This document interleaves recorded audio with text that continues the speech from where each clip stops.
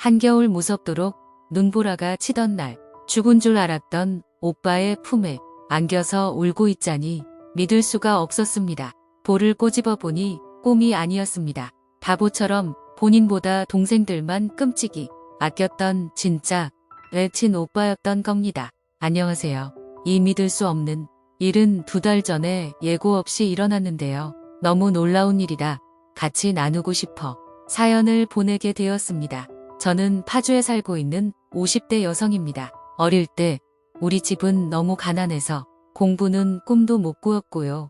거기다 5남매라 사람도 많으니 항상 먹을 게 부족하다 못해 굶는 날이 부지기수였습니다. 아버지는 소작일을 하셨는데 지병이 있어 일을 제대로 못할 정도로 몸이 아프고 매일 술을 드시니 집에 돈이 있기는커녕 쌀독이 차 있는 날이 없었는데요.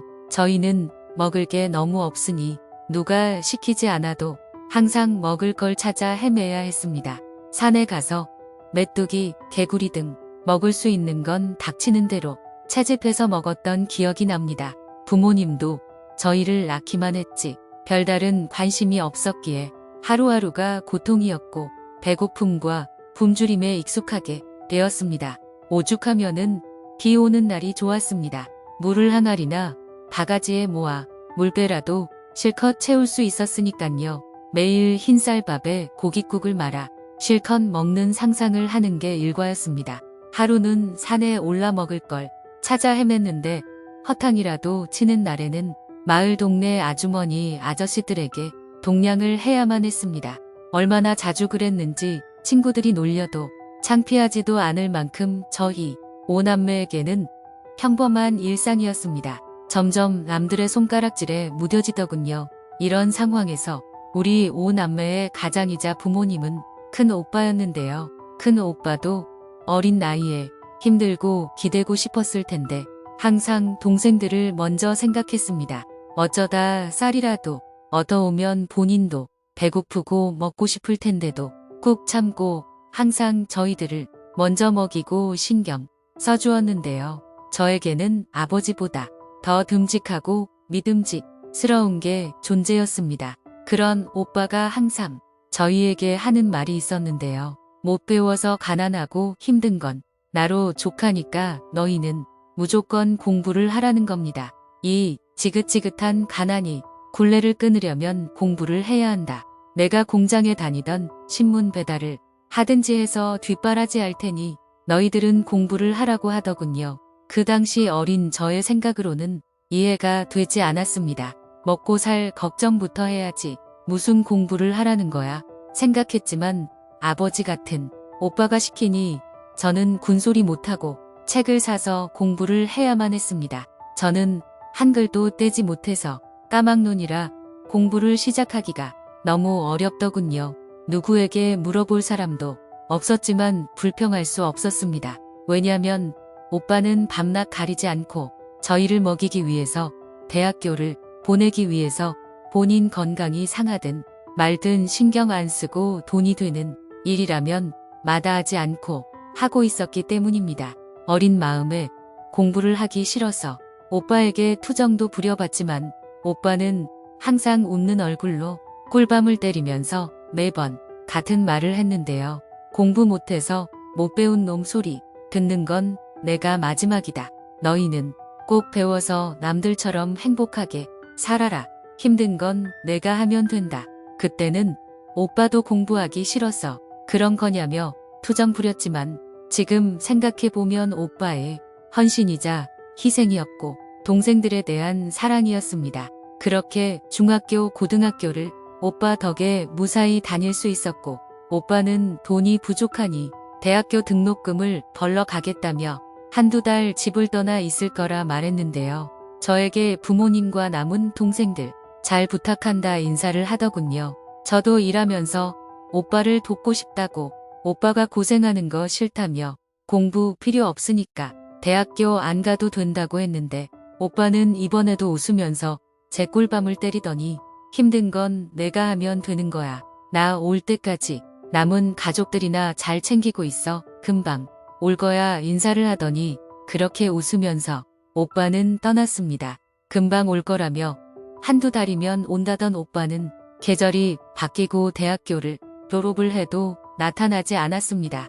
처음엔 오빠가 너무 힘드니까 저희를 버린 건가 생각도 했었는데 오빠는 그럴 사람이 아니었습니다. 항상 본인의 배는 굶주릴지언정 동생들은 생각하던 사람이었습니다. 빵 한 쪽도 무조건 나눠 먹었으며 너희들이 공부하는 모습을 보고 있는 게 가장 행복하다면서 그렇게 저를 이뻐해 주던 아버지 같은 오빠가 하루아침에 없어지니 세상이 무너진 것 같았습니다. 경찰에 신고도 해보았지만 성인 실종은 단순 가출이라 듣는 둥 마는 둥 하더군요. 자주 찾아가니 오히려 귀찮다며 잡상인 취급을 하면서 저희 가족을 내쫓더군요. 죽은지 살아 있는지도 모르게 된 우리 오빠 보고 싶어서 매주 전국을 돌아다니며 사람을 찾는 전단지를 붙이고 다녔는데 하늘도 무심하시지 끝내 오빠를 찾을 수는 없었습니다. 오빠가 사라진 뒤 저는 뭐에 홀린 거 마냥 귀신 들린 듯 공부만 미친 듯이 했습니다.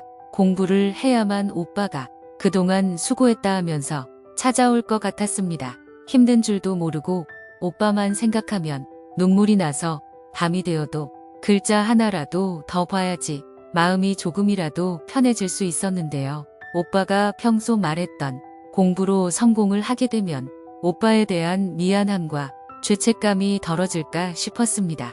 오빠가 예전에 본인은 내가 공부하는 모습을 볼 때면 하루 쌓인 피로가 싹 없어지는 것 같다고 말한 적이 있는데 그런 생각하면 안 되지만 혹시나 오빠가 하늘에 있어도 나를 지켜보고 있으면 내가 공부하는 모습을 보고 거기서는 힘들지 말고 기분 좋으라고 더 미친 듯이 공부를 했던 것 같습니다.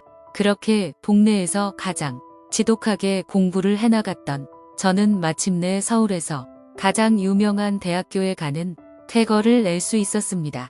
제가 서울에서 가장 유명한 학교에 붙었다는 소식이 돌고는 도로도 제대로 안 깔린 시골 촌 동네에서 인재가 나왔다며 동네 사람들이 모여 잔치도 벌여주셨는데 다들 웃으며 술도 걸치고 축하해주는 분위기에서 저는 겉으로 웃고 있어도 속으로는 하나도 기쁘지 않았습니다.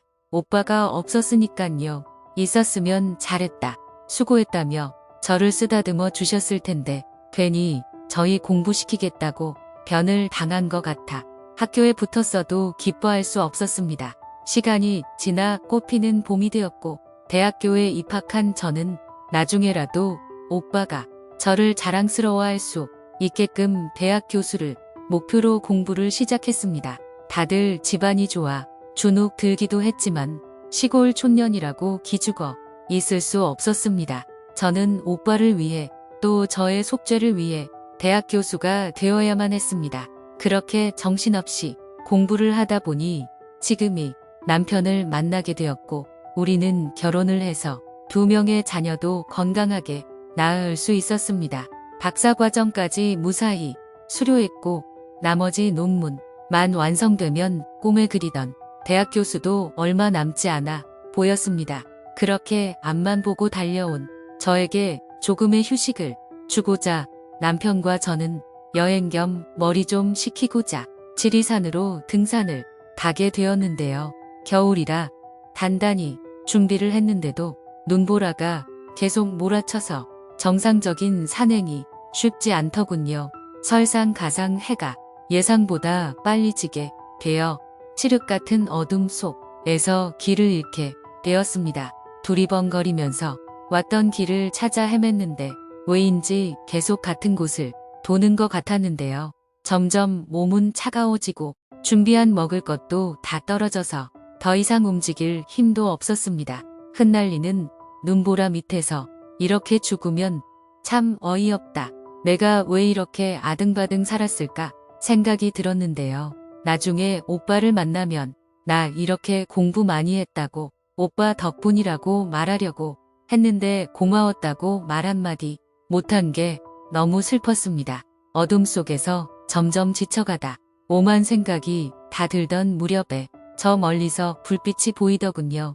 자그마한 손전등으로 우리를 비추면서 여기는 등산로가 아니라면서 큰일 날 뻔했다고 자기를 따라오라고 말하더군요. 그 남자의 얼굴을 보고 숨이 멎는 줄 알았습니다. 어릴 때 헤어졌던 큰 오빠였던 겁니다. 수염이 덥수룩하고 행색이 너저분해도 저는 한눈에 알 수 있었습니다. 매일을 그리워했으니깐요. 오빠를 부둥켜 안으며 나 기억 안 나냐고 웃으니 오빠도 그제야 기억이 난다면서 다 큰 어른이 잘못이 없는데 억울하게 혼나는 아이처럼 소리내어 울더라고요. 오빠에게 물었습니다. 도대체 이게 어떻게 된 거냐고. 내가 경찰에도 신고를 해놨었고 매일 매주 전국을 돌아다니며 찾았는데 왜 여기서 있냐 물으니 오빠는 집을 떠났을 때 못된 사기꾼한테 취업 사기를 당해서 농장에 노예나 다름없는 생활을 하고 있었다 합니다. 매일 16시간씩 일을 하고 도망치려 할 때마다 붙잡혀 매질을 당하다 보니까 정신이 온전치 못하게 되어 기억이 잘 안 나게 되었다고 하더군요. 잦은 매질에 다리가 불편하게 되었고 정신도 온전치 않은 상황에 도저히 집까지는 탈출할 수 없었다고 미안하다 우는데 제 가슴이 찢어지는 줄 알았습니다. 그래서 지금은 어디서 지내는 거냐 물으니 오빠를 도와준 은인의 도움을 받아 이 근처에서 약초를 캐고 텃밭 농사를 자그마하게 하면서 지내고 있다고 말하더군요. 오빠 덕분에 나 이렇게 무사히 클 수 있었어 말하면서 나 이제 곧 교수도 될 거야. 돈도 많이 모았으니까 오빠한테 같이 올라가서 살자 말하니 본인은 미안해서 그렇게 못한다고 난 여기가 편하다 도시에 가서 할 게 뭐가 있니 그러는 겁니다. 오빠 이제 힘든 일은 내가 하면 돼. 오빠는 이제 따뜻하고 먹을 거 맘껏 먹고 쉬면서 오빠 못했던 공부하면서 편하게 지내게 해줄게. 나만 믿고 파주로 다시 가자. 옛날에 그 파주가 아니라 말했더니 오빠는 오랜만에 만난 저에게 미안해서 그런지 쭈뼛쭈뼛 하더군요. 오빠의 손을 꼭 잡고 이제 오빠를 더 이상 고생시키지 않을 거야. 항상 오빠한테 고마운 마음이었어. 이제 내 차례니까 같이 가자고 오빠에게 말하니 오빠는 고맙고 예전 고생한 게 떠올라서 그런지 말없이 어깨가 들썩일 정도로 눈물만 흘리더군요. 그렇게 우리는 산에서 겪은 조난 때문에 오빠와 다시 만날 수 있게 되었고 오빠도 도시 생활에 적응하려고 노력 중입니다. 다시 만나게 해준 하늘에게 다시 한번 감사드립니다. 너무도 감사하고 놀라는 일이라 사연을 보내게 되었습니다. 긴 사연 들어주셔서 감사합니다.